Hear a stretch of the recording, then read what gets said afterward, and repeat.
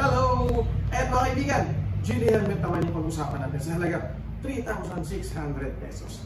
Meron ka ng Geely helmet na ganitong kulay, ganitong maganda. At syempre, meron pa tayong iba't ibang klase, iba't ibang kulay ng Geely helmet. Kapag bumili ka nito ng Geely helmet na circuit sa halaga 3,600 pesos, ay meron kang kasamang rear lens, helmet mask, at syempre, kasama yung spoiler kasi para mas maganda, mas maporma, mas maangas ang ating Geely helmet na circuit. Si Geely helmet na circuit, mga kaibigan, ito po ay naka-revo lens. So, pwede sa umaga, pwede din sa gabi kung gagamitin natin itong revo lens na ito. At ito po, mga kaibigan, ay naka-dual backsword.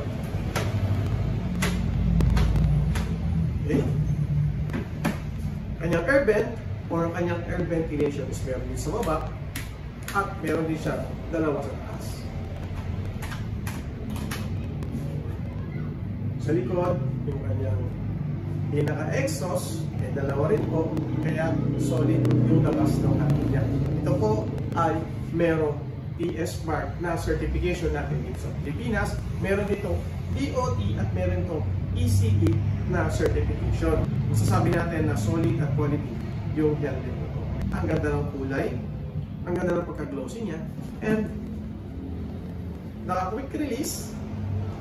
Yung foam, yung lining, ito talaga yung pinaka-trademark ni Geely helmet. Kasi nga, ganito yung kanyang lining. So sa lahat ng user ng Geely helmet, alam nyo na ganito lahat yung pinaka-lining ng ating helmet na Geely. Ito po yung kanyang pinaka-trademark. Siyempre may chin curtain din yan para maging komportable o mas maging maganda sa pag-drive natin. Importante yun po na meron chin curtain yung ating.